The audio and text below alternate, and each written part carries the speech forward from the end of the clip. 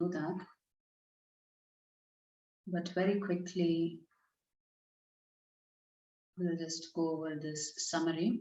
So the middle 6 chapters of the Bhagavad Gita are all about Bhakti Yoga.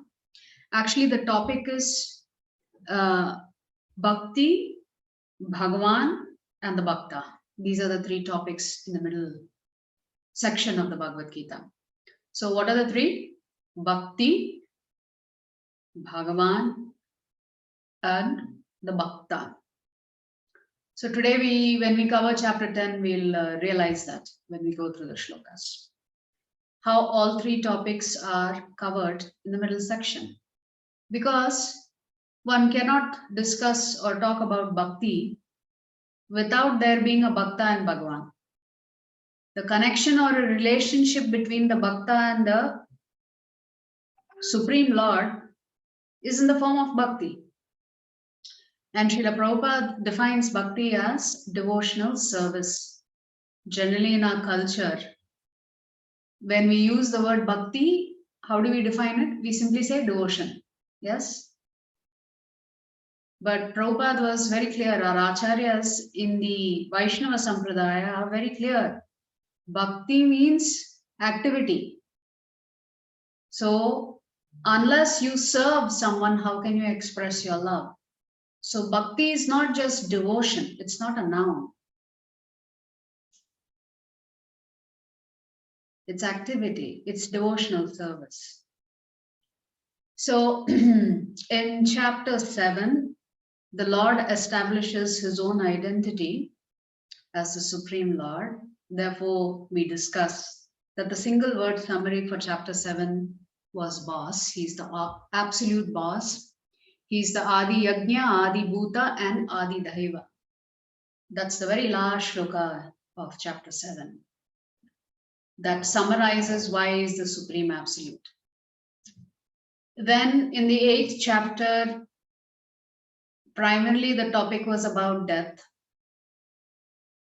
And Krishna says for his devotees, if they can only think about him at the time of death, that is the insurance policy that he is offering them.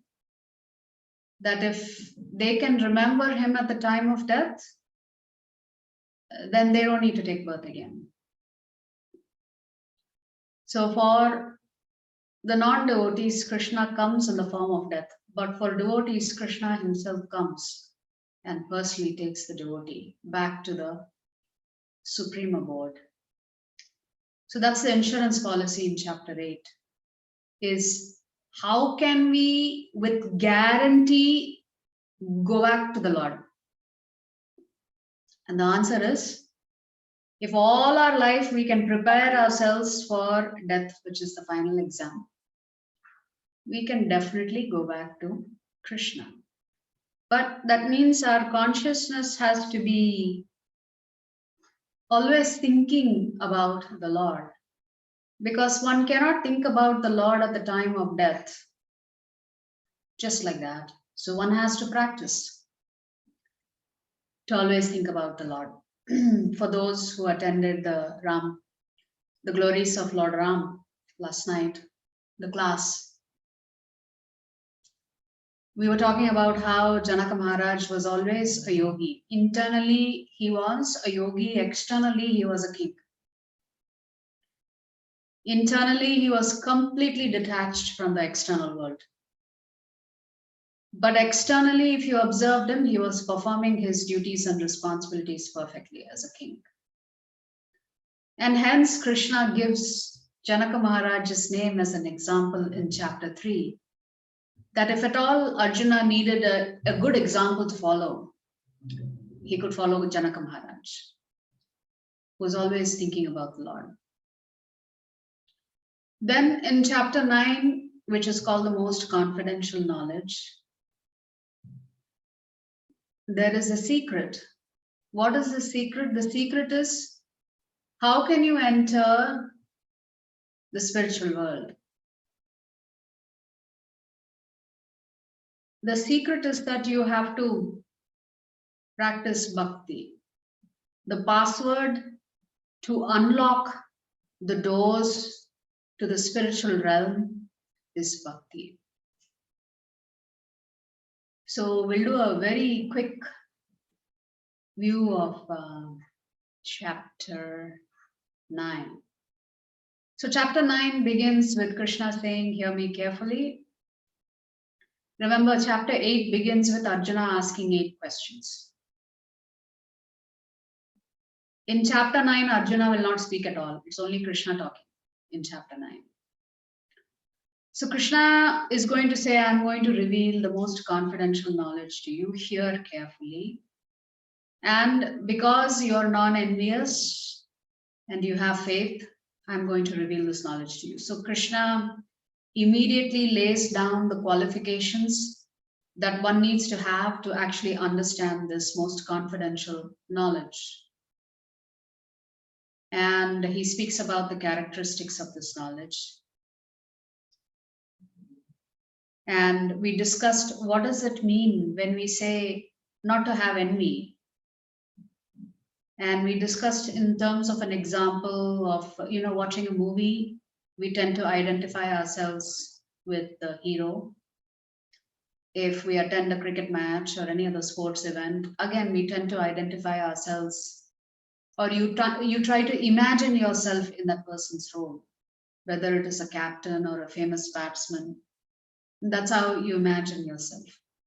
And we discussed that similarly, although you may not think that you are being envious, but the very fact that you wanted to see yourself in that particular role, you wanted to be Sachin Tendulkar or whatever, Virat Kohli, or you wanted to be, I don't know, Salman Khan or whoever.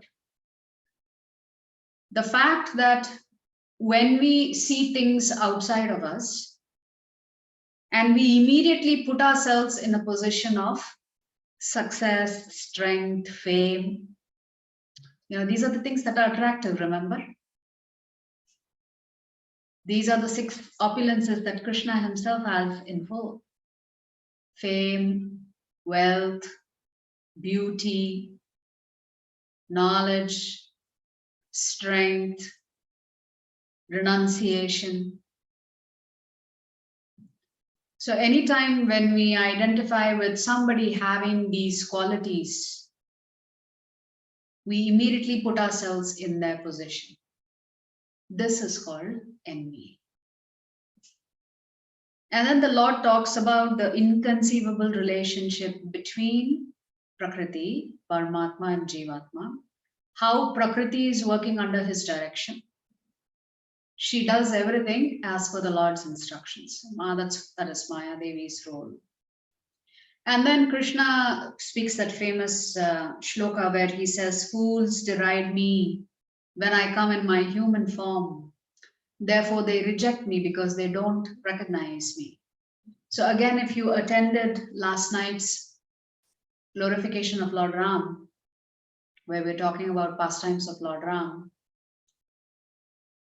we talked about how in Srimad Bhagavatam, as well as in Tulsidasa's Ramacharitra-manas, when Lord Ram steps into the Sabha, where the Svayamvar is about to take place, the Shiva Dhanush is there, all the princes are there to partake in the competition. Similarly, when Lord Krishna gets invited by Kamsa to come to Mathura to have a wrestling match and then to, break a bow, Vyasadeva describes how everybody sees Krishna differently. So similarly, Tulsidas, when Lord Ram steps into that Sabha, everybody sees him differently. Those who are devotees see his divinity. Those who are his enemies see him as competition.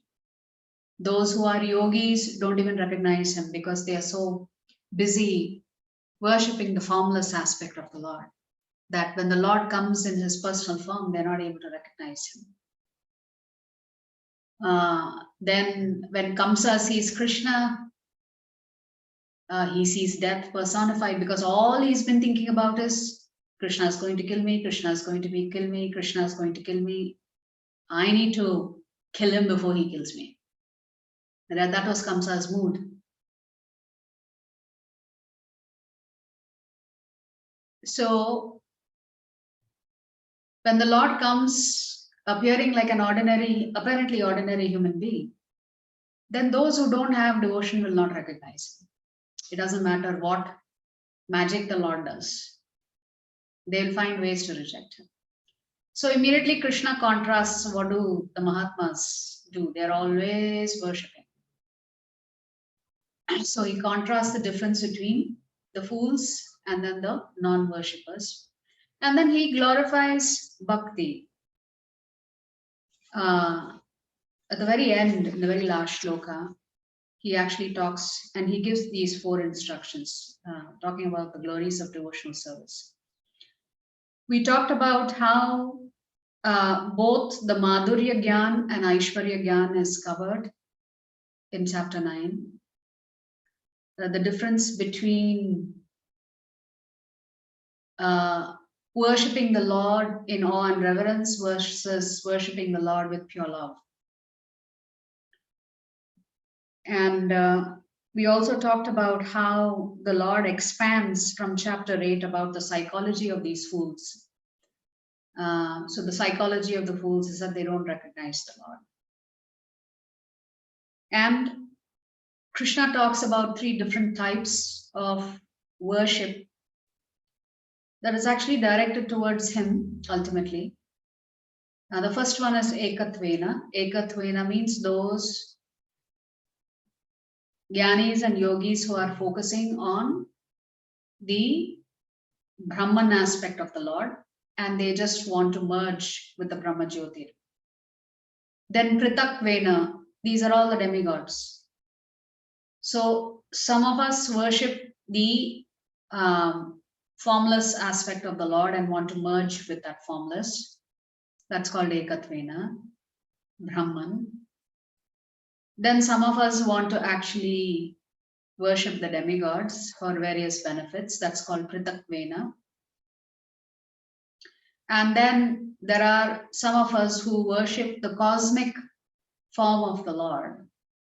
The cosmic form of the Lord, which we will get to in chapter 11, is actually not real. It's simply a depiction of the fact that everything exists within the Lord itself. So you will realize in chapter 11, as we discussed, that although the Lord shows the Virat Roop form to Arjuna, and Arjuna becomes absolutely bewildered by seeing this form of the Lord. In reality, it's not a real form. It's just all of the cosmos being present within the Lord. That's all the Lord was depicting. So this Bahuda Vishvato Mukham is the cosmic form of the Lord. So some, Krishna says, worship his cosmic form. So in reality, as I said, that form actually does not exist. It's just a depiction, representation that the Lord gives Arjuna saying, everything is within me and I control everything. So to depict that, the Lord shows his cosmic form. Then we talked about the very nice shloka in 22, where the Lord says, for my devotees, whatever they lack, I carry, and whatever they have, I help preserve it. And in this context, we discussed how Arjunacharya, thinks about the word Vahami and believes that the Lord actually cannot. Why would he need to personally come and assist the devotees, whether it is to retain what they have or to support them for what they don't have, fill the gap, so to speak. So he scratches out Vahami and writes Karomi. And then Krishna and Balaram visit his wife. And they tell him, your husband, he's beaten us before, we will not stay back. So when Arjunacharya comes back home, his wife asks him, why did you beat these 2 children? They're so sweet, they're so beautiful, they're so innocent. And Arjunacharya asks, what children are you talking about? And then she describes the two children in detail. And then he realizes, oh, the Lord has come to let me know that he meant it when he said, Pahami. He has rejected my change of that word to Karomi. Karomi means the Lord will enable that to happen through some other agency or agent. That the Lord will not personally carry what his devotees lack and preserve what they have. So when Arjunacharya strikes out that word Karomi, that strike came as a whiplash on Krishna's back and Balaram's back. And that's what they showed his wife, saying, look, your husband, it's not safe for us to stick around him. He has injured us before, so we are leaving, we are not staying. Then in the last shloka, Krishna gives us the 4 instructions. Always remember me, bow down to me, become my devotee, worship me. So essentially he's telling Arjuna, always think of me, never forget me. So that brings us to chapter 10. So chapter 10 is called Vibhuti Yoga. The word Vibhuti means opulence. The opulence of the Absolute. And there are 4 shlokas in this chapter that are called the Chatushloke, 10.8, 9, 10, and 11. These 4 shlokas are considered to be the summary of the entire Bhagavad Gita in just 4 shlokas. So the entire Bhagavad Gita summarized in 4 shlokas. These 4 shlokas are called the Chatushloke. So we will look at that. So this chapter, the opulence of the Absolute. In chapter 9, Krishna has told Arjuna, always think of me, never forget me. Here in chapter 10, although he's already done it in chapter 9 and he's done it to a certain extent in chapter 8, Krishna is going to tell Arjuna how it is possible to always think of him. Because we always have this question, how can we always remember Krishna? We have so many duties and responsibilities. Is it really possible and realistic to think about Krishna throughout the day? So Krishna will give examples to Arjuna how he can always think of him. Essentially, Krishna is going to tell Arjuna in chapter 10 that one can see Krishna in everything and everywhere if one wants to. So essentially, Krishna's instruction to Arjuna is, see me in everything. Whether it is the birds, the bees, the trees, the water, the sun, the moon. Krishna is saying, because I am the essence behind all that exists in the material cosmos. So it really should not be difficult for you to think about me, because every time you open your eyes, step around, hear, smell, you can think about Krishna. You can think, oh, this is beautiful creation of Krishna. What a wonderful designer he is. Like that. So here in chapter 10, Krishna will give some more examples by which Arjuna can remember Krishna all the time. So let's begin chapter 10. But before we do that, let's offer our humble obeisances to His Divine Grace, A.C. Bhaktivedanta Swami Srila Prabhupada. Srila Prabhupada ki jai. So in today's chapter, Krishna is again going to talk about the importance of hearing. So this theme comes repeatedly through out the Bhagavad Gita. So the essence of the Gita, as we discussed, will be in those 4 shlokas. The entire Bhagavad Gita summarized in 4 shlokas, 10.8 to 10.11. How we can accept the Lord in everything and everywhere, and how the Lord reveals himself further. After Arjuna asks some questions again in this chapter 10. So the acronym for today is hearing, H-E-A-R.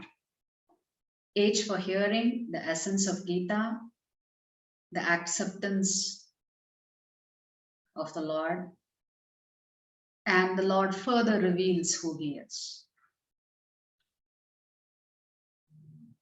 So let's go to chapter 10.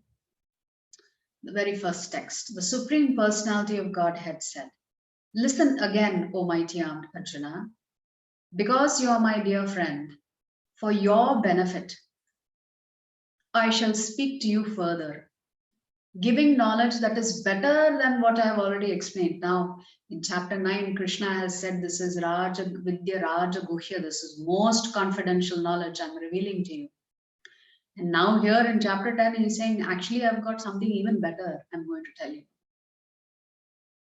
So whatever Krishna is about to speak, he's saying it's better than what I have spoken thus far.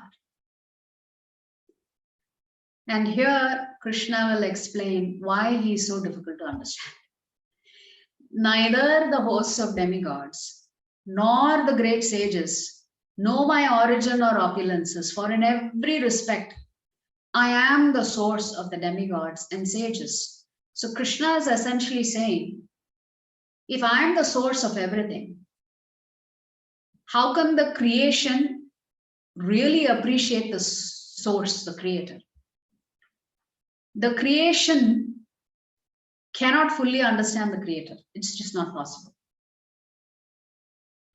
So Krishna is saying demigods try to understand me, sages try to understand me, they cannot figure me out. They keep thinking, how did I come? What are my opulences? And he says forever they will never be able to understand me. So Krishna is saying the 33 crore devatas do not know who he is. I mean, they know him to be the Supreme Lord, but they cannot understand him. They always get bewildered. This happens, in the Brahma Vimohan Leela in Srimad Bhagavatam, when Bhumi Devi actually worships Lord Brahma, and she petitions him and says, I am suffering. I need help. I need support. I need some relief. So Bhumi Devi actually approaches Brahma. And then Brahma in turn goes to Kshirodakshai Vishnu, and he meditates on the shores of the milk ocean. And he doesn't hear any response for a long time. Lord Vishnu doesn't respond to him. And then finally, he hears a voice that says, don't worry, I will come. I have heard your prayer, I will come. So hearing this, all of the devatas are very pleased that the Lord is going to come. This is in Dwapara Yuga, where Bhumi Devi has expressed her concerns about her not being treated properly by humanity. So when the Lord finally comes as Lord Krishna, Narada Muni goes to Lord Brahma and says, by the way, the Supreme Lord has come. Don't you want to see him and take his darshan? So Lord Brahma says, okay, I will come and see him. And at that time, when Narada Muni and Lord Brahma have reached Vrindavan, or yes, was it Vrindavan or Gokul? I don't remember.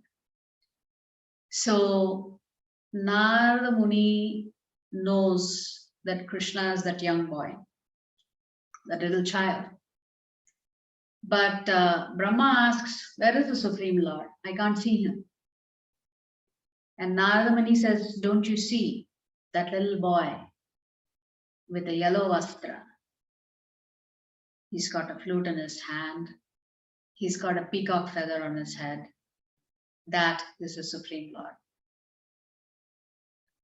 Brahma looks at that little child and thinks, this is the Supreme Lord?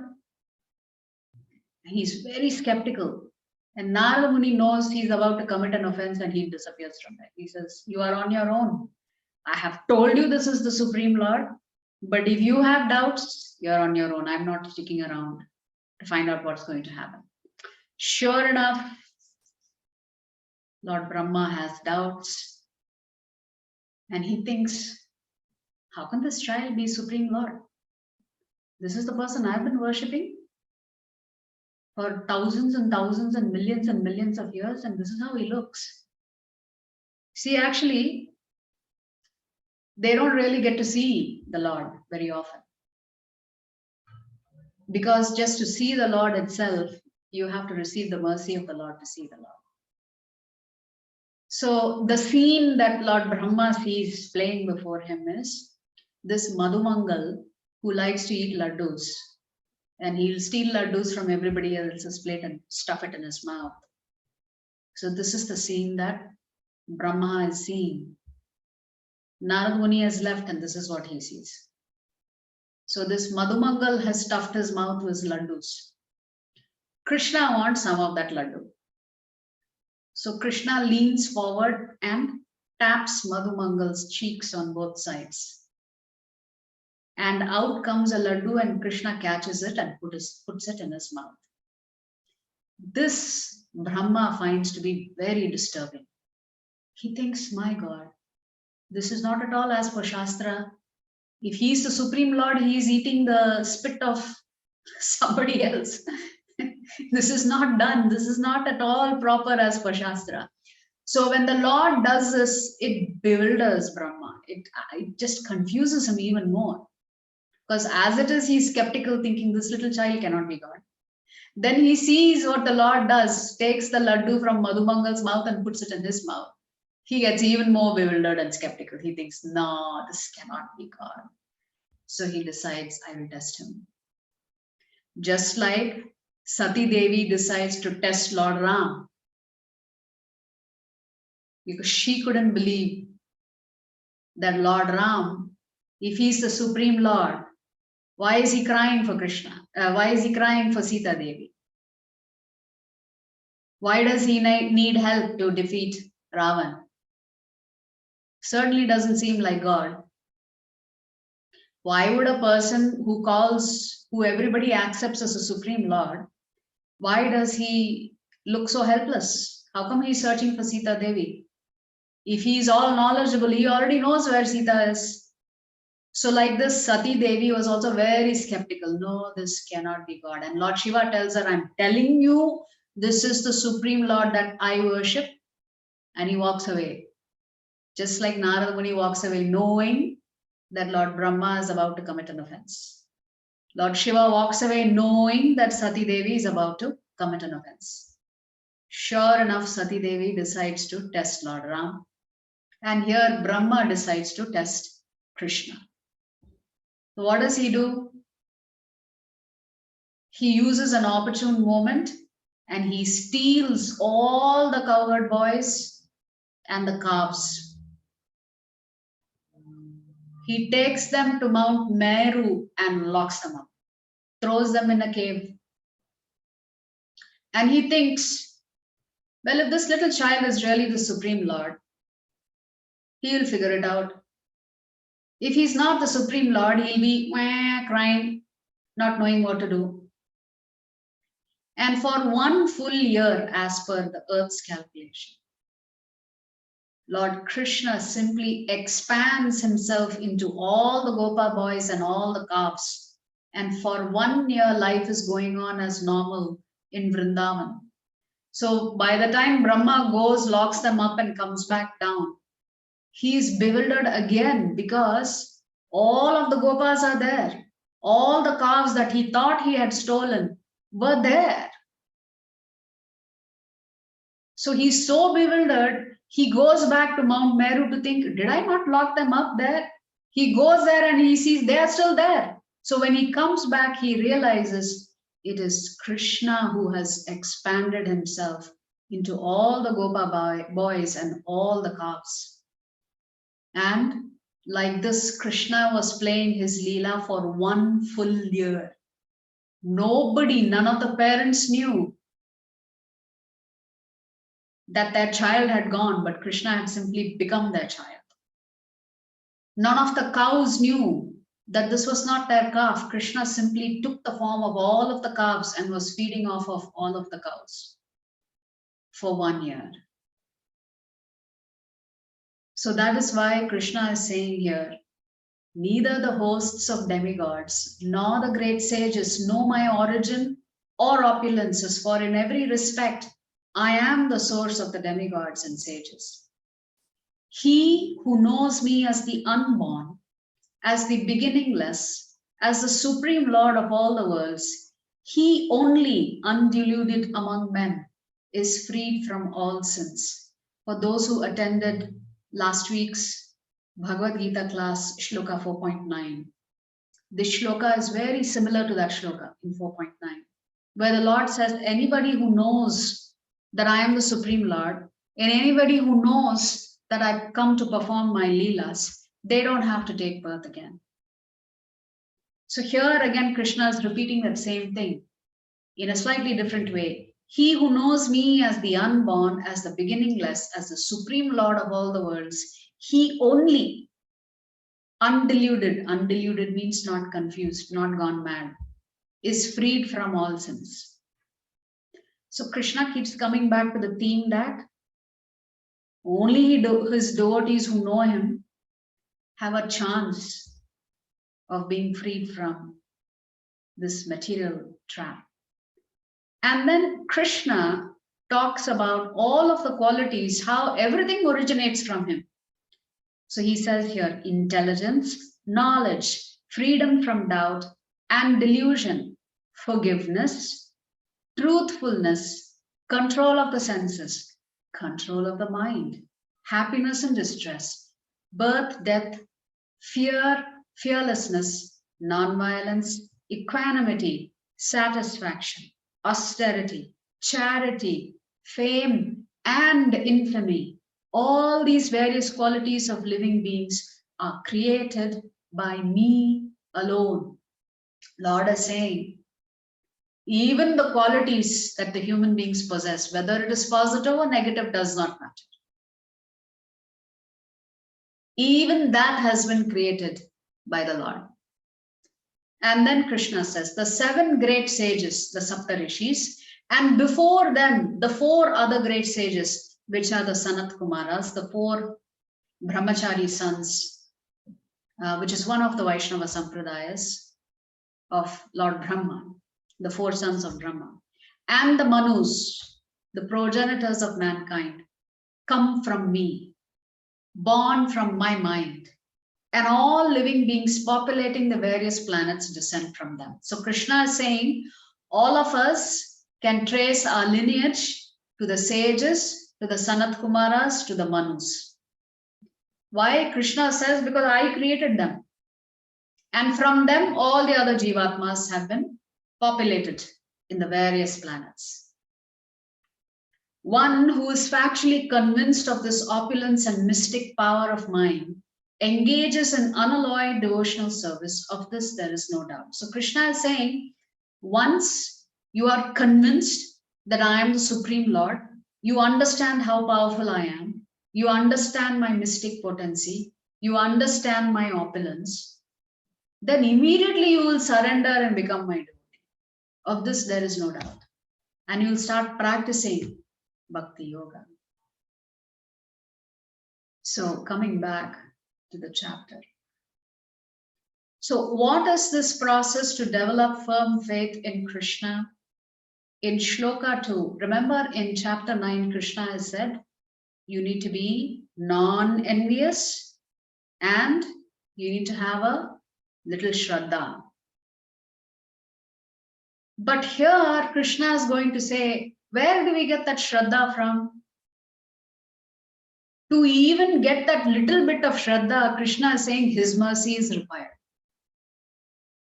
So even for us to have a little bit of seed of faith in Krishna, that also has to come to us as a gift from Krishna himself. So in everything for us to become a devotee, if we consider ourselves to be devotees, automatically we need to understand we have received the mercy of Lord Krishna, because without his mercy, we cannot begin this journey. We cannot begin this journey of trying to understand who is Lord Krishna. Why is he considered the Supreme Lord? Even for that, Krishna says, you need my mercy. It is essential. How to get free from sins, we discussed. If you accept the Lord, that he is unborn, he has mystic potencies, he has these opulences, Krishna says, you are free from all sins. All the qualities, good or bad, come from Krishna. It's created by him. Let's recite the shloka. This is 10.7, which is before we get to the Chatur Shloka. Tam vibhutim yogam cha. Tam vibhutim yogam cha. Mama yo veti tatvatah. Mama yo veti tatvatah. So vikalpena yogena. So vikalpena yogena. Yujyate natra samshayah. Yujyate natra samshayah. So we read this particular translation. One who's factually convinced of this opulence and mystic power of mind engages in unalloyed devotional service. Of this, there is no doubt. Unalloyed means unpolluted, pure. Then, throughout the Bhagavad Gita so far, what we have understood is that we must have faith in Krishna's existence. Without that, we cannot even move 1 inch forward in bhakti. So how can one have faith in Krishna's existence? Krishna has already said, just look at the universe around you. This beautiful design, the taste of the water, the light emanating from the sun, the presence of the moon. Just looking at creation around us, it should strike us with wonder how beautiful and how intelligent and how creative this designer must be. Because we see the beautiful design of the universe all around us. That itself should give us faith in the existence of God. Actually, if you look at it, even in the cultures that live deep in the jungles, they are considered aborigines. They may not have a name for God, but they have a reverence for fire. They have the reverence for rain. They have the reverence for sunshine. So somehow or the other, even the quote unquote least educated, least modern of humans that are living amongst us, who may not be modern, who are deep in the jungles and leading very simple lives, completely living off of the land, even they have faith because they can understand the awesomeness of the material cosmos. They may not know that there is God or who is he and what is his name. They may not have scriptures. They may not have scriptures, but they definitely recognize the power of the Lord indirectly when they are in awe of other things in nature, and they respect nature. So the first thing is we must have faith in Krishna's existence. And it's very easy for us to have this faith. Simply look at creation around you. Look at its perfectness. Then we have to have faith in Krishna's relevance. Krishna has already said in the Bhagavad Gita, he is the cause of all causes. He is sustaining everything. The material universe exists because of him, and the spiritual world has always existed. So when all of this is working like clockwork, the sun is rising exactly at a specific time. The moon rises at a specific time. The rains come. Of course, now we are so fallen. There is going to be more and more droughts-like situations in Kali Yuga. That's what the Srimad Bhagavatam says, that in the future, if you read the 12th canto, it says the situation in Kali Yuga will become extremely dire. And it's written, Shukadev Goswami says that as Kali Yuga goes along, that there will be fruits, but it will only have a seed, it will not have a flesh. There will be no water. There will be no vegetation. It's a horrendous picture that is being painted in Srimad Bhagavatam about what all is going to happen in Kali Yuga. So we must acknowledge that we are all dependent on each other. That's what the Lord says, right? We are dependent on the demigods, and therefore we pray to them so that they are pleased with us and send us the rains and send us all the other things that we need to survive. So there is an interconnectedness not only between us and the Jivatmas who live here physically on the planet with us. There is also an interconnectedness between us and the demigods. Our Shastras say that when we take birth, when we are born with certain amount of debt that we have to pay back. So we are indebted to the demigods. We are indebted to the rishis. We are indebted to our forefathers. We are indebted to other human beings. And we are indebted to other jivatmas. And in entirety, we are indebted to this cosmos.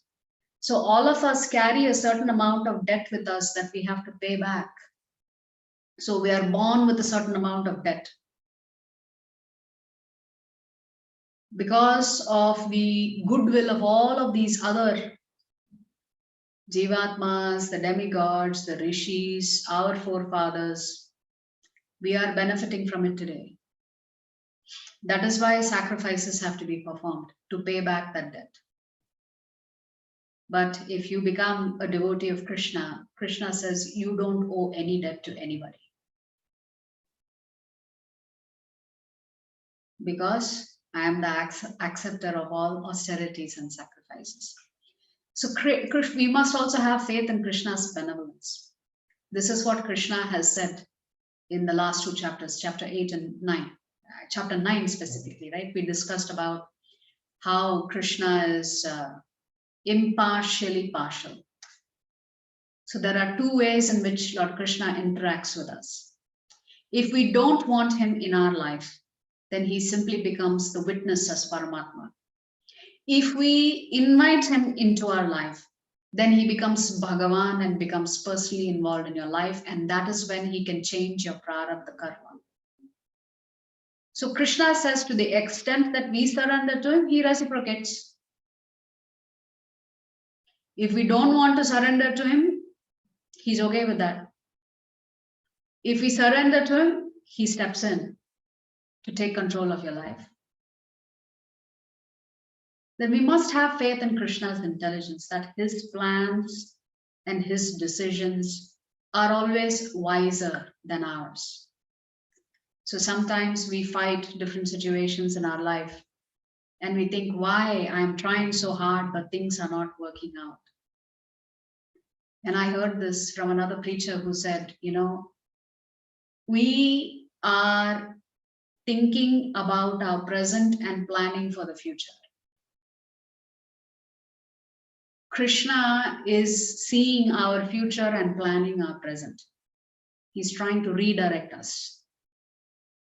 So we must have faith that sometimes the Lord's, not sometimes, always, the Lord's plans are superior to ours. We may experience frustration when things don't go our way, but we need to be patient. Maybe Krishna has a better plan that he's trying to execute, and you need to just chill out and be relaxed, right? So what is something that we can understand again from these shlokas? Krishna again talks about the importance of hearing.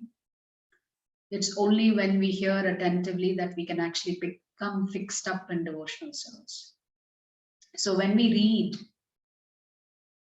we gain knowledge. When we hear, along with knowledge, we gain faith. Actually, this is not even our own faith, it is borrowed faith. We borrow the faith from the preacher.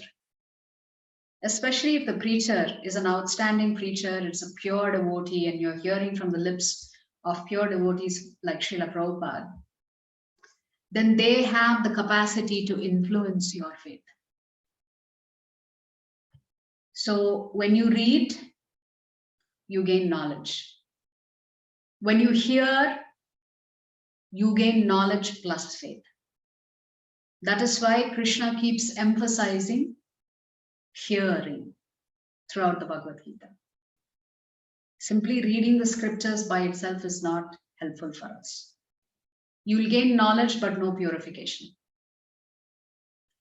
To understand Krishna and his teachings in Bhagavad Gita, we need Krishna's blessings. We need his mercy. It's a great fortune of a living entity to come in contact with Bhagavad Gita and associate with devotees.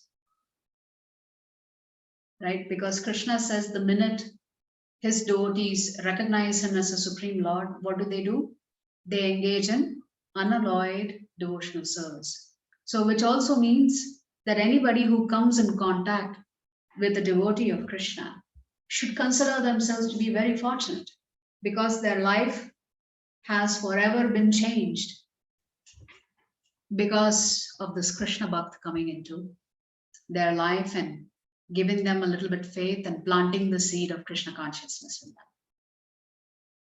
So when devotees come into our lives, we should automatically understand that it is the mercy of Lord Krishna coming in the form of the mercy of the Vaishnavas. So our ticket to Krishna is our Vaishnava community. So what is the essence of Bhagavad Gita? We're going to come to the 4 shlokas. So let's go to these 8, 9, 10, 11. We can recite it.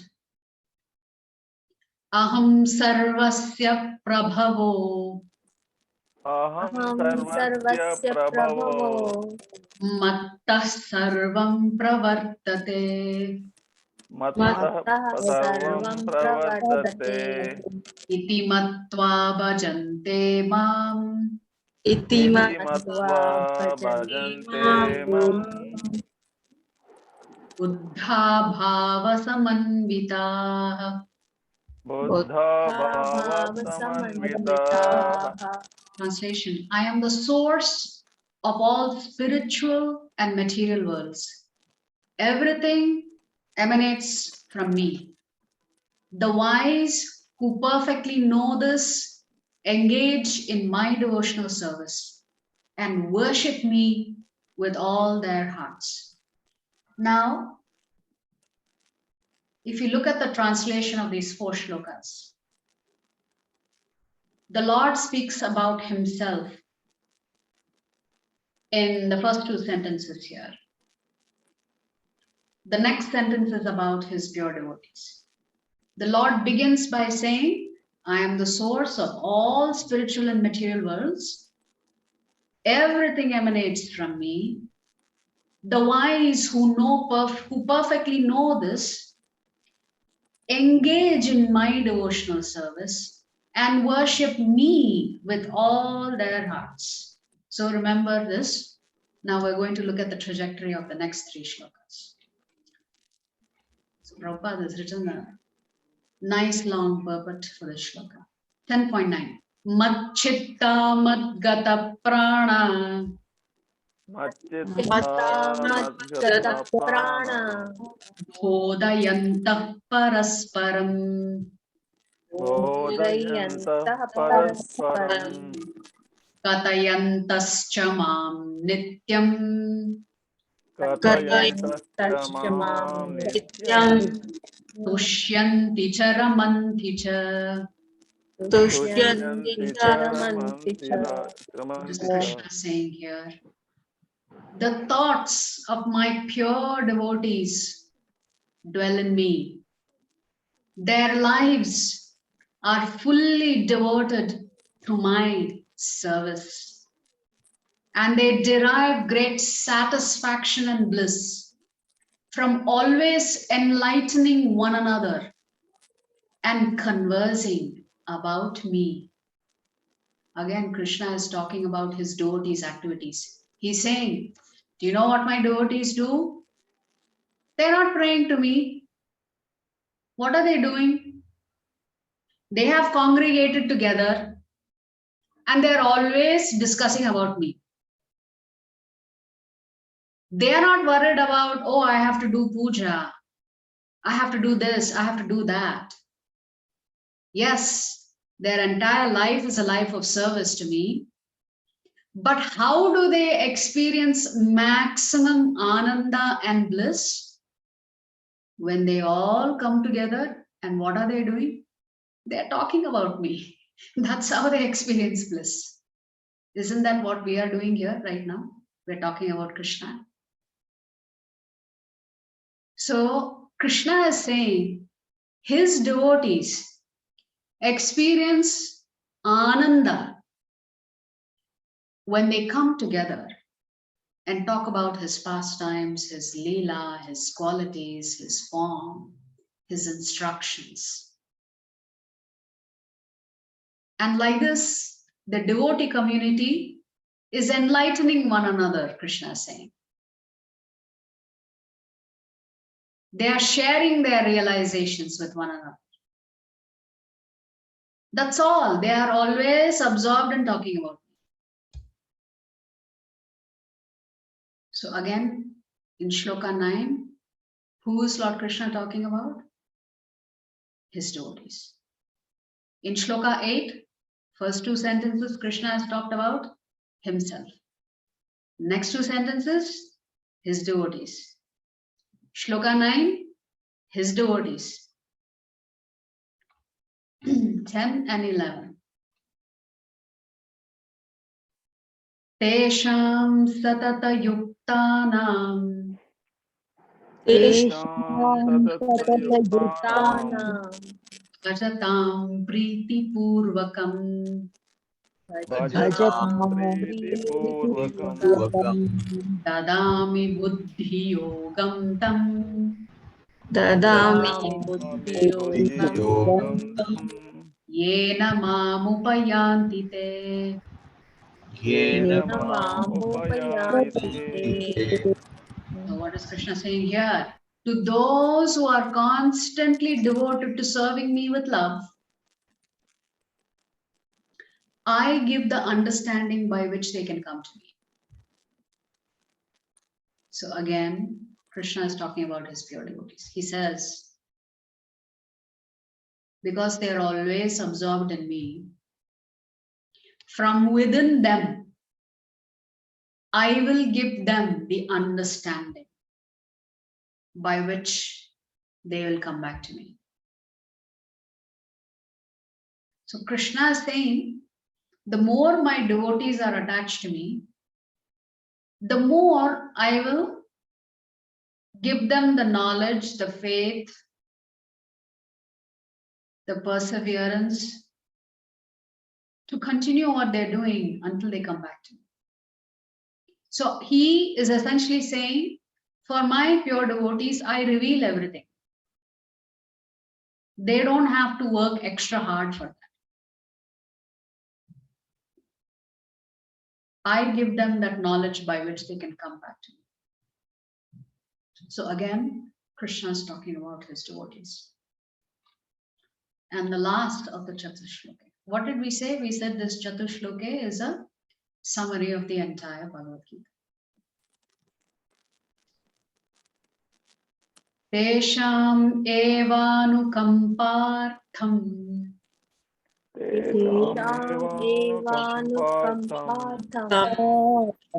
aham ajnanajam tamaha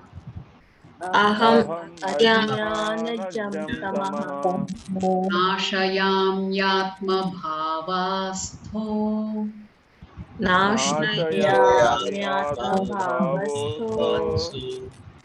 jnana deepena bhashvata.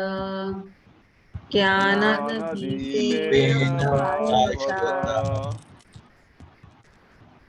what is Krishna saying? To show them special mercy, I, dwelling in their hearts, destroy with a shining lamp of knowledge the darkness born of ignorance. So Krishna is indicating in the lives of his devotees, he plays a very active role as Bhagavan. That's the difference between whether you want Krishna as Paramatma in your life or do you want him as Bhagavan. Because as Paramatma, he is just a neutral witness. He doesn't get engaged in your life. But if you want him as Bhagavan, and if you want him in your life, then you have to begin that journey with a little bit of faith. Of course, Krishna is saying he himself has to give you that faith.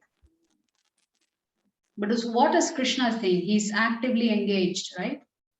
In the previous shloka, he's saying, I'm actively engaged. In this shloka, he's saying, I'm actively engaged in my devotees' life. To show them special mercy, I, dwelling in their hearts, destroy with a shining lamp of knowledge the darkness born of ignorance. So Krishna is saying, whatever other doubts they may have had in the past, as their love for me deepens, I destroy all those doubts. Which is when they come to that stage that is called Nishta. Nishta means firm faith in Krishna. You will never give up Krishna. Once you reach that stage where you feel Krishna is my life and soul, I belong to him, he belongs to me, and that's all that matters. So to come to that Nishta stage, Krishna is saying he himself helps you get to that stage. How does he do it? He just knocks out whatever little other doubts that you're carrying with you. So this is the Chatushloke. In this Chatushloke of the Bhagavad Gita, the role of Bhagavan, the role of Bhakta, and the process of Bhakti is explained. There are three things, there are three aspects in these 4 shlokas. First is, we have to have a relationship with the Lord. This is called Sambandha. So Krishna is identifying in these 4 shlokas that his devotees have established a personal relationship with him. So our journey begins with Sambandha, a relationship with Krishna. See, we have an eternal relationship with Krishna. It's just that we've forgotten him and we are trying to revive that relationship. Otherwise, that relationship has always existed. So it is simply rekindling of the fire, flames. So your desire for Krishna is lit up again by another devotee, by your guru, by a pure devotee. So the first aspect is Sambandha.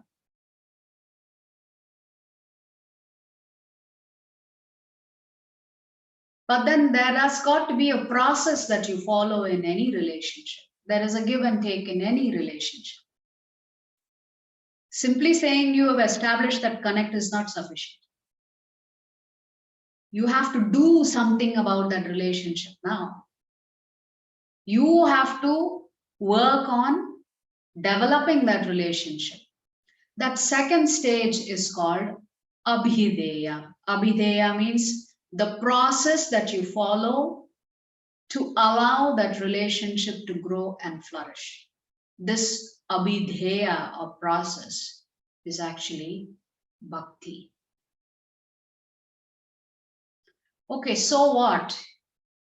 You established a relationship with Krishna and you've begun that journey by offering him service, devotional service.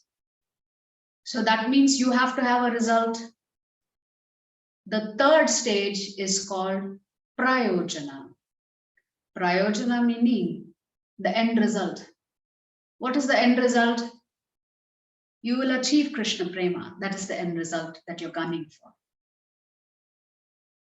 So that's why Krishna says, if you really want to love me, you have to always think of me. You have to worship me. You have to become my devotee. You have to bow down to me. If we don't do these four things, how will we get love for Krishna?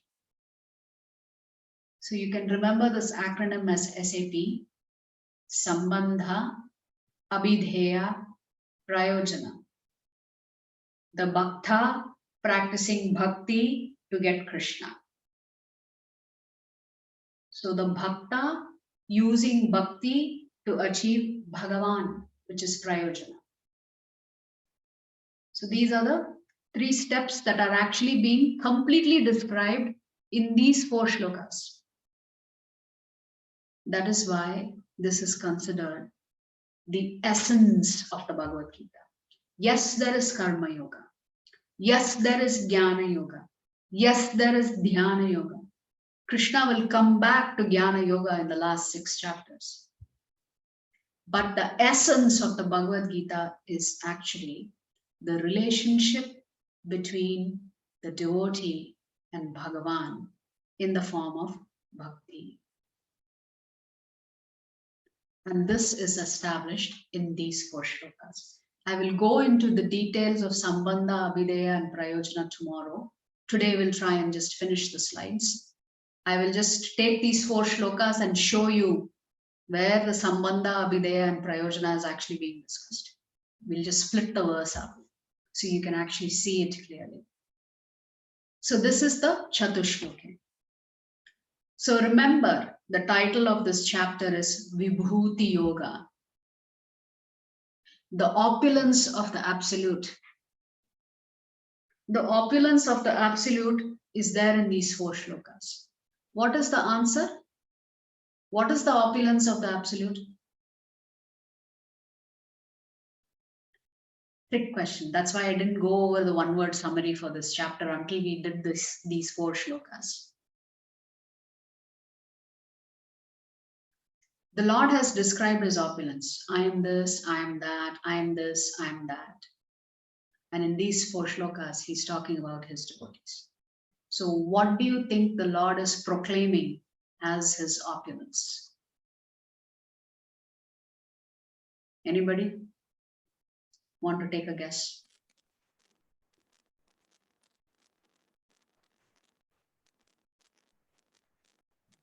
Pratibha Mataji? Yeah, he retaining what we have and giving us what we need or desire. What in besides need? I mean, our needs are known to him better than known to us. Yes, but see, Arjuna has asked, tell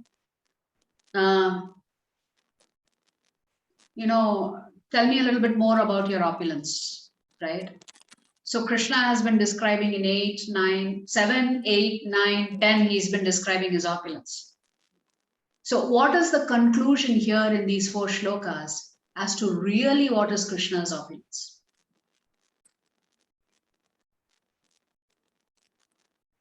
Giving us the jnana or the knowledge. No? Mercy of the God.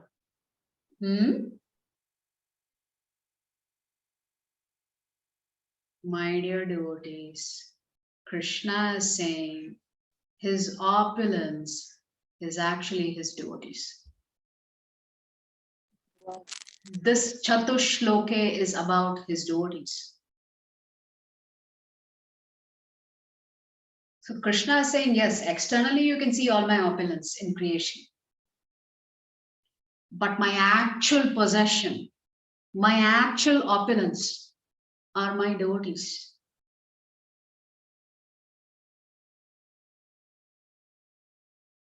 Do you understand? Krishna is claiming his devotees as his topmost opulence. Without his devotees, Krishna says, my devotees are my opulence. Because they love me without expecting anything in return. So they are the most beautiful ornaments that I can ever have.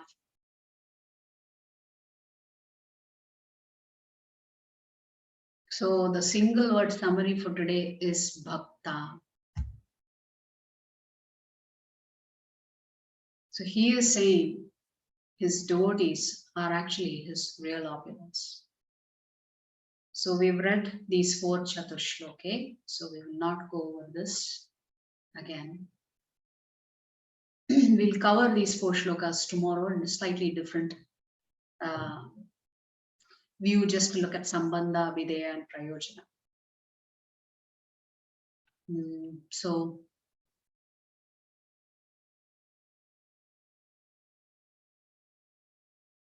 what do we really need to do to progress in this path of bhakti? Just based on these 4 shlokas.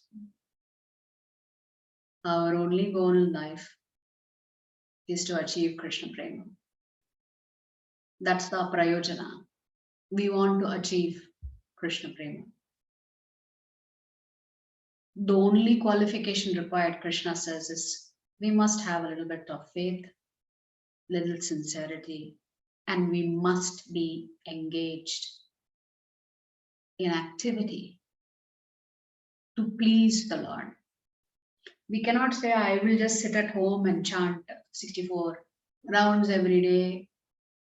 I will not do any other service. Of course, you are one special devotee if you can do 64 rounds every day. But we have to serve the Vaishnavas, and by serving the Vaishnavas, we are serving Krishna. That's why in ISKCON, service and being an active member of the temple is important. Serving the devotees, serving the deities, serving the poor, all in connection with the temple. This is what Krishna wants. Because Krishna knows if you perform service, purification will happen. Purification will happen. And as your heart is getting cleansed, your love for Krishna will just keep increasing. So the only qualification that we need to get started in this process is our sincerity, our devotion to Krishna, and our engaging in activities tied to the temple, tied to the deity. See, you and I, we don't see Krishna every day. But Krishna is so merciful, he's come in the form of deities. He expects us to serve him. That is our true connection to him. We really cannot progress on this path if we are not connected to the deities, whichever ISKCON temple is closest to you. You should be actively connected to the deities and the deity service.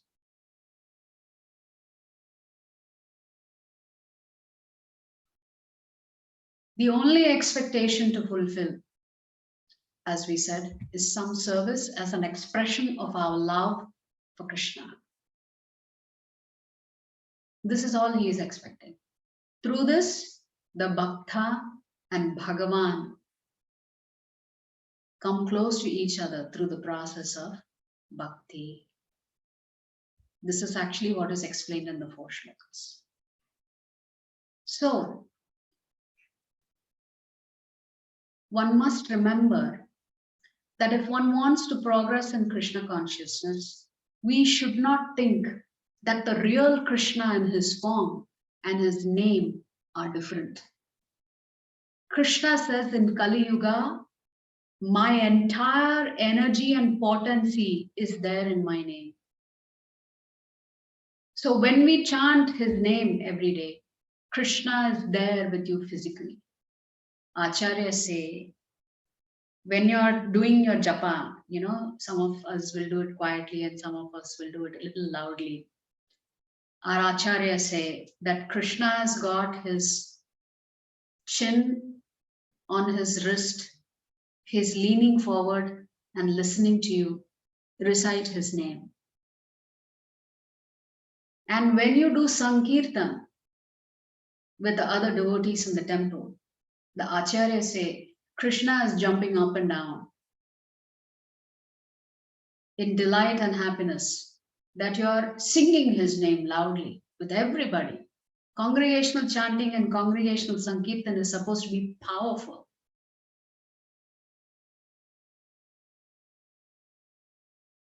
And when we dance in front of the deities, one of the instructions in the Nectar of Devotion is that all of us must dance in front of the deities. But we have to dance to please Krishna, not to show off our moves. That is something we have to remember. We should dance in such a way that it actually pleases Krishna. So we need to dance to please the deities in the temple. Because when we dance in front of the deities, oh, Krishna has gone crazy. He's thinking, my devotee is dancing for me. So this is the joy of Krishna consciousness. So we shouldn't think that Krishna is different than his name. Second thing, and Krishna is talking about that in the shloka, devotees don't waste time. What do? As much as possible, they try to make sure that they create time for Krishna and for Krishna consciousness. So as much time as they can spend in listening, in chanting, in coming to the temple to offer services, this is how Krishna says his devotees utilize their time. That's what he wants. And of course, any service that we perform should be done with sincerity and with love for Krishna. So now, after hearing all of this, Arjuna has some questions. So let's go back and see what questions Arjuna has. He has a few questions. He's been hearing about the opulences of Krishna for quite some time now. But still he'll come back to that same point and he'll ask the same question again. So let's see what questions Arjuna asks. So Arjuna said, you are the Supreme Personality of Godhead, the ultimate abode, the purest, the absolute truth. So remember, this is the first time Arjuna is acknowledging Krishna's position as the Supreme Lord in detail, emphatically. You are the Supreme Personality of Godhead, the ultimate abode, the purest, the absolute truth. You are the eternal, transcendental, original person, the unborn, the greatest. All the great sages such as Narada, Asita, Devala, and Vyasa confirm this truth about you. And now you yourself are declaring it to me. So Arjuna is saying, the statements I'm not making on my own. I have actually heard that you are Bhagavan, Swayam Bhagavan. Remember, Arjuna has interacted with all these personalities, Narada, Asita, Devala, and Vyasa. So he is saying, I have heard from these great personalities that you are the Supreme Lord. Now you yourself are saying you are the Supreme Lord. And so in the next shloka, Arjuna will say, okay, Krishna. I totally accept as truth all that you have told me. Neither the demigods nor the demons, O Lord, can understand your personality. Indeed, You alone know yourself by your own internal potency. O Supreme Person, origin of all, Lord of all beings, God of gods, Lord of the universe. So now Arjuna has begun to glorify Krishna. He's saying, you're great. Only you know your greatness. Please tell me in detail of your divine opulences by which you pervade all these worlds. So again, Arjuna is asking, just a little bit more details I need. Krishna has already been talking, I am the sun, I am the moon, I am the taste of the water, I am this, I am that. So, but Arjuna is asking the same question, but give me a little bit more detail, I need to be convinced a little bit more. Please tell me in detail of your divine opulences by which you pervade all these worlds. O Krishna, O Supreme Mystic, how shall I constantly think of you? And how shall I know you? In what various forms are you to be remembered? O Supreme Personality of Godhead. Remember, Krishna has said in the last shloka of the previous chapter, always think of me, never forget me, offer your obeisance to me, become my devotee, worship me. So now Arjuna is asking a practical question. That's fine that you've given me that instruction. Practically, can you tell me how I can remember you? And in what forms can I remember you? O Janardana, again.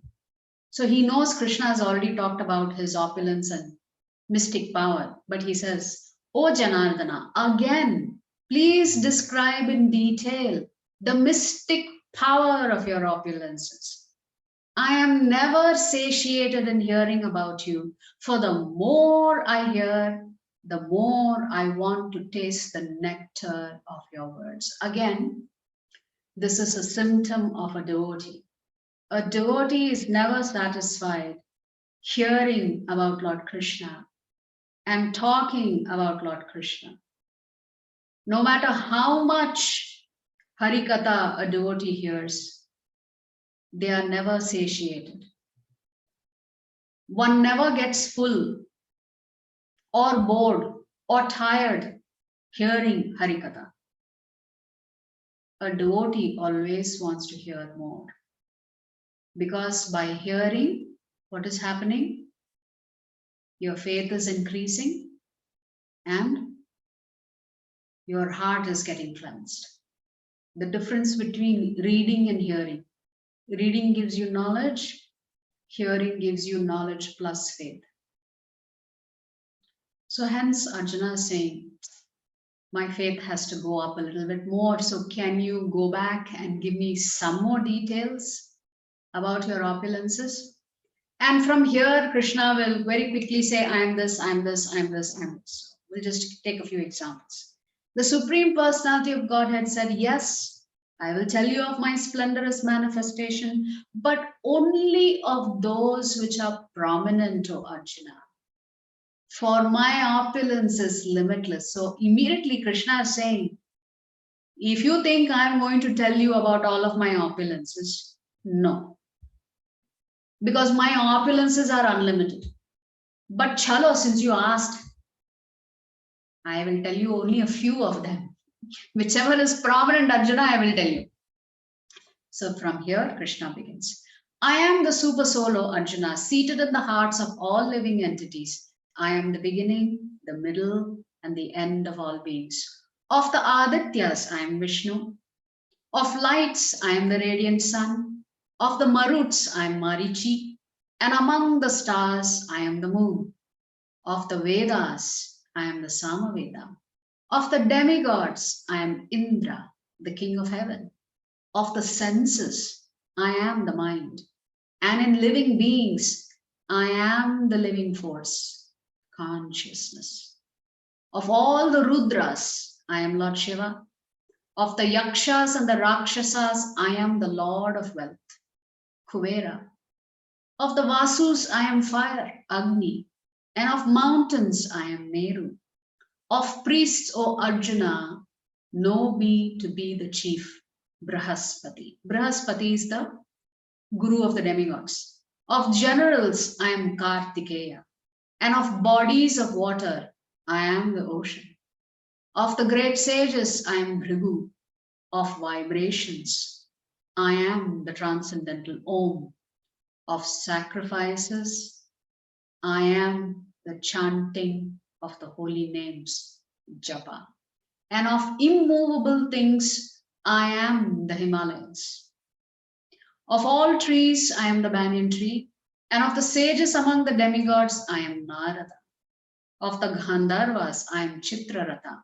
And among perfected beings, I am the sage Kapila.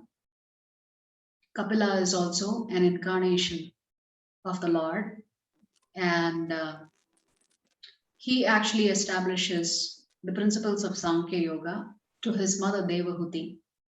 So there is an entire canto devoted to Kapila Muni's instructions to his mother Devahuti.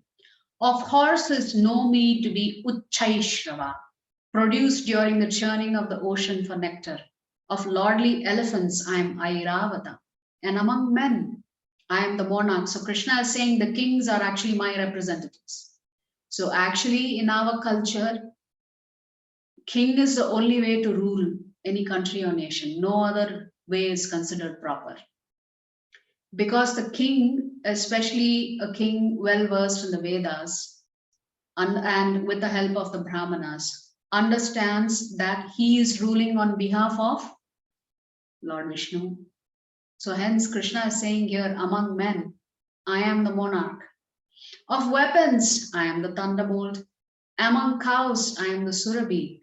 Of causes for procreation, I am Kandarpa, the god of love. And of serpents, I am Vasuki. Of the many-hooded Nagas, I am Ananta. Ananta meaning Lord Balaram.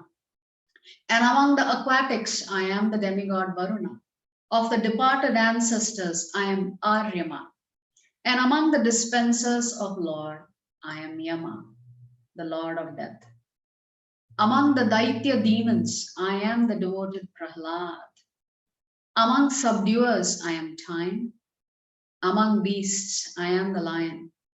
And among birds, I am Garuda. Of purifiers, I am the wind. Of the wielders of weapons, I am Rama. Of fishes, I am the shark. And of the flowing rivers, I am the Ganges.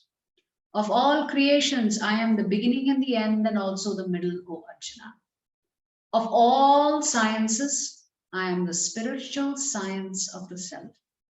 And among logicians, I am the conclusive truth. Of letters, I am the letter A.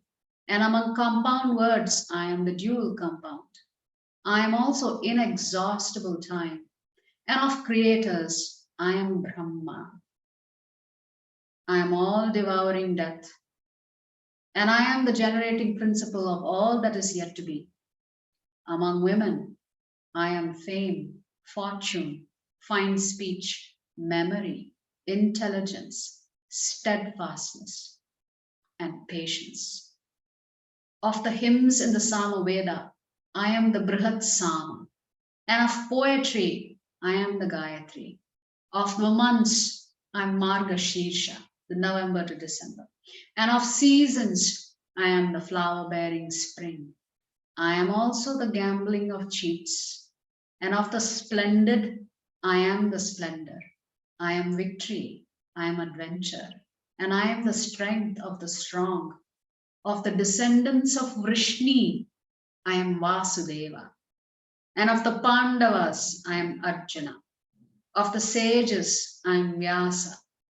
And among great thinkers, I am Ushana. Among all means of suppressing lawlessness, I am punishment. And of those who seek victory, I am morality. Of secret things, I am silence. And of the wise, I am the wisdom. Furthermore, O Arjuna, I am the generating seed of all existences. There is no being, moving or non-moving, that can exist without me. O mighty conqueror of enemies, there is no end to my divine manifestations. What I have spoken to you is but a mere indication of my infinite opulences. Know that all opulent, beautiful, and glorious creations spring from but a spark of my splendor. So Krishna is telling Arjuna, I've told you all this. Actually, I've only given you a very small sample because my opulence are so infinite. I can't speak to you about all of them.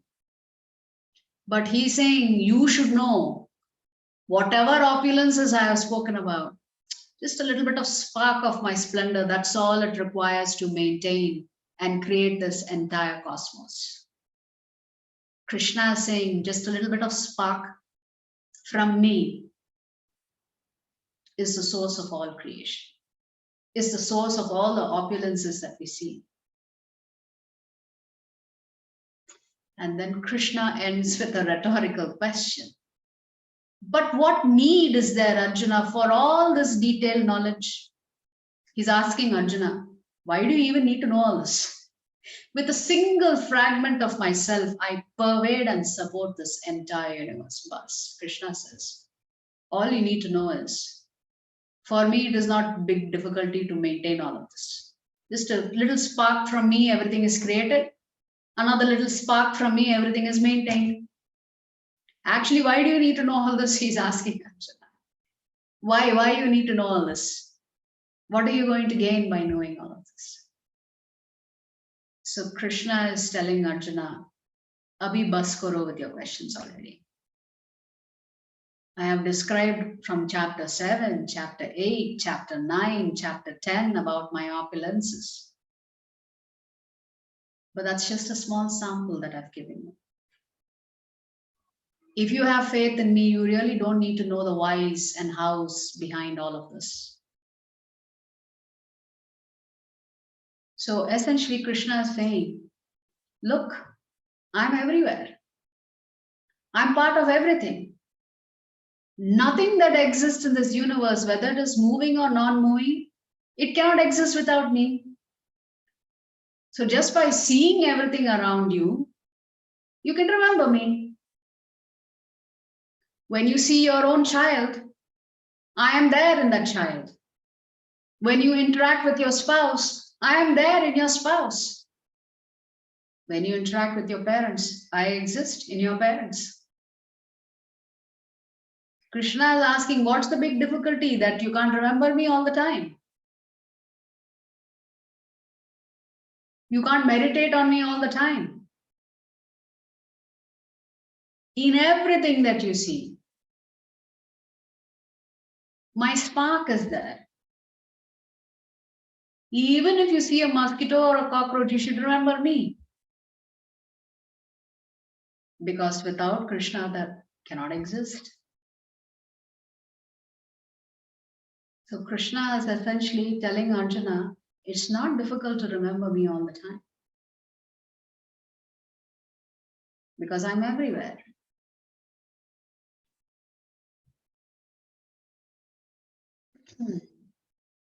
So, for us, some questions to ponder actually here is, what leads to the transformation of our heart and mind is understanding that Krishna is the source of everything. He is the cause of all causes, that without him, nothing exists. So 12, 13, and 14, we can go back. I think these are the questions that Arjuna actually asks, right? Yes, 12, 13, and 14. So where he accepts that Krishna is the Supreme Lord simply because he has heard it from other great sages. And he now says, I have also accepted this as the truth now that you yourself are acknowledging it. So what we need to understand from this chapter is, this bhakti is a joyous process and it yields the best results, which is giving us an opportunity to get closer to Krishna through the process of having established a sambandha, through the process of practicing devotional service that is called Abhideya until we reach our goal, Prayojana, which is achieving Krishna consciousness. Right? So with that, we'll stop here. Why is Arjuna asking questions? Actually, Arjuna is not asking questions because he's not convinced that Krishna is Krishna.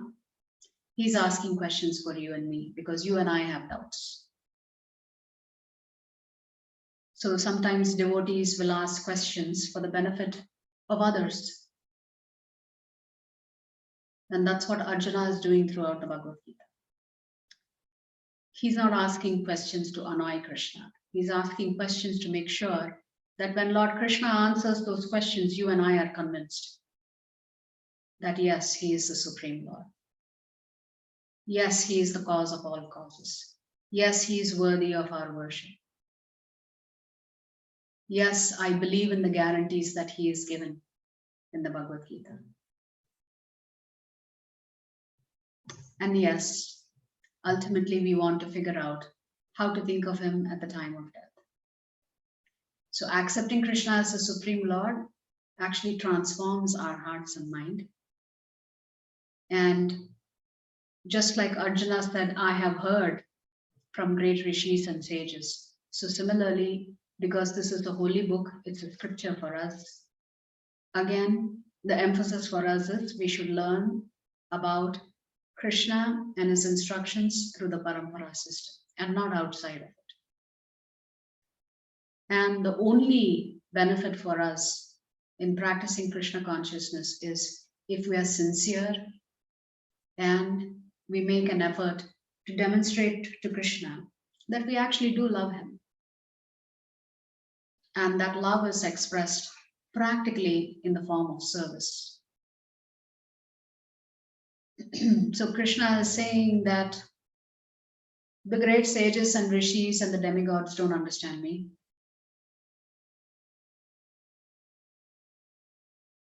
I bewilder them. But nevertheless, Krishna says everybody needs to understand that I am the source of everything that is beautiful that we see around us. So this is the summary of, yes, this is a very important shloka because Krishna says of all of the sacrifices I am chanting of the holy names. So Krishna himself is saying that chanting his name is the topmost sacrifice that one can perform. We don't need to do any fire sacrifices. We don't need to do any other very difficult austerities like the dhyana yogis do. Krishna is saying the topmost sacrifice is to do nama japa, hari nama japa, not any nam japa, hari nama japa. So there is an instruction in the Bhagavad Gita itself about the importance of chanting the holy names. So then, of course, Krishna describes everything. He's the life force, he's the mind, he's the ocean, he's the lion, he's Narada Muni, chanting of the holy names. Prahlad, he's the Ganges, he's death, he's silence. And yes, he says the topmost science in Krishna's words is the science of the self. So this is not sentimentality. Krishna himself is using the word science here. So to really appreciate the greatness of Krishna, we need to purify our senses. And the only way we can purify our senses is following the ABCD formula: association with devotees, reading the scriptures, chanting, doing deity worship, changing our diet.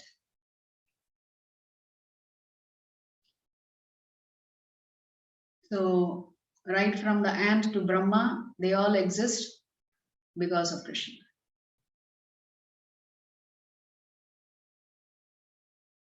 And then Krishna asks, why do you need to know all this? Only thing you need to know is just a little bit of spark from me and everything is being maintained. That's all you need to know. The machinations of how, why not, Krishna is suggesting here, those things are not important. That will be revealed to you over a period of time. The more pure you get, the more you'll begin to understand things. Until then, we shouldn't tire ourselves asking question after question after question, right? So the single word summary for today is, who's the opulence of Krishna? The bhaktas. The bhaktas are his vibhuti. That's the conclusion. So 8, 9, 10, 11 is the essence of Bhagavad Gita. The essence of Bhagavad Gita is the bhaktas in a relationship with Bhagavan through the process of bhakti is the topmost form of yoga that can be practiced. So we'll stop here. Vancha kalpadarupyascha